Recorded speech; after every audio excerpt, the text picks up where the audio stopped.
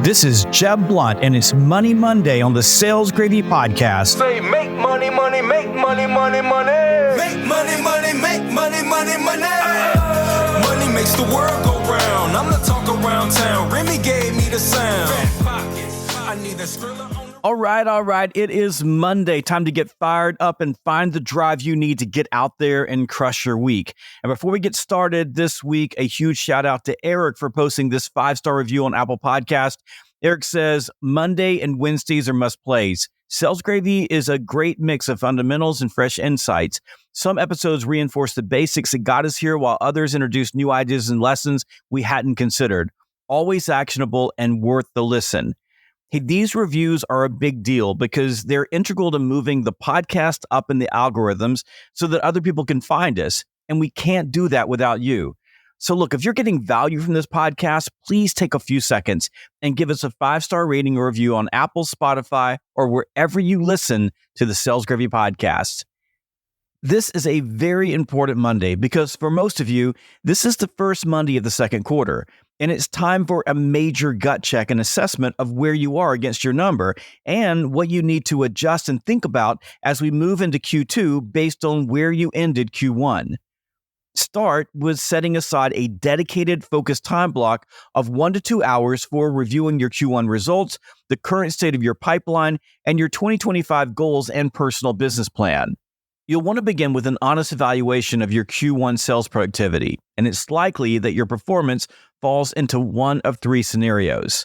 You crushed it. You had a killer quarter, blew away your goals, and you're walking on cloud 9. You hit quota, and you're right where you're supposed to be against your number. Or you're in trouble. You missed your number, you're behind quota, and you're feeling the pressure.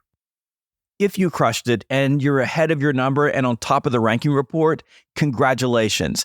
This is exactly where you want to be at the end of Q1. Being ahead now means you have an insurance policy against any unforeseen setbacks. And it can also make it much easier if your sales plan and quota gets bigger in the back half of the year, as many do. The most important thing you can do right now is a deep dive analysis of your pipeline. It's not unusual to work really hard to close so many deals at the end of the quarter that you start off in a weak position at the beginning of the next quarter. So get the calculator out and do the math on what you need in your pipeline to crush your Q2 number and get to work immediately building the pipe you need to hit that goal. But do not wait to do this. With a great quarter behind you, the temptation will be there to take a breather and take your foot off the accelerator. After all, you deserve it. But be very careful if your pipeline needs work. This will come back to bite you. Now, if you feel a bit burned out from working so hard to deliver such a great quarter, it might make sense to step back and take a few days off to rest, to recover, and to recommit to your goals.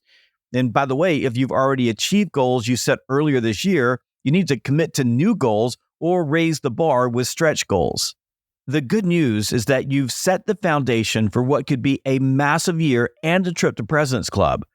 So take advantage of what you've accomplished in Q1 to get off to an even better Q2. If you hit your quota in Q1 and ended up right where you should be, nice job. Quota isn't easy to achieve, and you've executed and done exactly what your company asked you to do. You've kept your promise. So right now, your biggest challenge is that it's not going to get any easier as the year progresses. So you need to keep executing and keep grinding.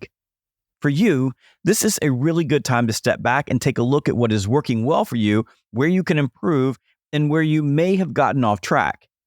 It's a good time to reacquaint yourself with the basics and fundamentals that create success in both sales and your industry. After battling it out in Q1, though, you may need to refill your tank. So this is the perfect time to double down on investing in yourself. With so much volatility in the marketplace and politics right now, I recommend listening to my book, Selling in a Crisis, on Audible or Spotify, or taking my courses on selling during uncertainty on Sales Gravy University. You can find those courses at learn.salesgravy.com. That's learn.salesgravy.com. I've always found that investing in myself and learning gives me a boost of energy and motivation whenever I need it the most. Now, if you had a bad Q1 and you're behind your number, then you're likely in trouble and you're feeling the pressure. you may have already been put on a plan, which is not much fun. The good news is that this situation is survivable if you choose to survive. I know this isn't where you want to be because no one tanks their sales number on purpose.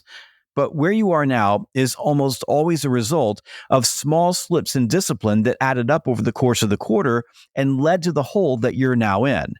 And the first rule of holes is if you're in one, stop digging. Now, if you're honest with yourself, over the past 3 months, you haven't managed your time well or focused on the right priorities.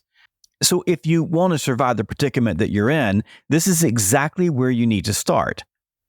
Success in sales comes from a relentless focus on putting new opportunities into your pipeline and advancing them through your pipeline. Everything else is academic. And sadly, when salespeople get behind the 8 ball, it is almost always because they were spending their time on everything else. Therefore, if you want to make a comeback in Q2, you need to sit down with your calendar right now. Start with creating non-negotiable time blocks on your calendar at the beginning and end of each day, during which you dedicate focus to prospecting every single day. Then continue blocking time so that every moment of your prime selling time or golden hours is dedicated to activity that is either adding new deals to your pipeline or moving them through your pipeline. Anything else needs to be removed from your calendar or done before or after the golden hours. Now, the process of reprioritizing your calendar, day, and activities can be very challenging, especially when you're under pressure, because it's sometimes hard to see the forest for the trees. If you struggle with this, ask your sales leader for help or seek out a coach. And if you don't have a coach, my coaches are standing by to give you a hand. Just go to salesgravy.com/coach to schedule a free assessment and consultation. Now, the one thing that you must avoid as you work to pull yourself out of this hole is taking shortcuts and skipping steps in the sales process. When you are under pressure, it's natural to want to speed things up and get a win. In this emotional state, you can come off as pushy, pitchy, insecure, and desperate to buyers rather than relaxed and confident. And here's the thing, people don't buy from desperate salespeople. Therefore, no matter how impatient you feel, slow down and execute each step of the sales process religiously, because that is the real key to improving your win rate and digging yourself out of this hole. Now remember, when it's time to go home, when you're tired, when you're worn out, and all you want to do is quit, always stop and make one more call, because all those one mores add up and they will help you crush your Q2 number. I'll see you next time on the Sales Gravy Podcast. Survival of the fittest, you can sink or swim. I've been broke, I ain't never going back again. I need some C notes, some cheddar, and a stack of ends. I need a bowl of dough, I don't need no Facebook friends.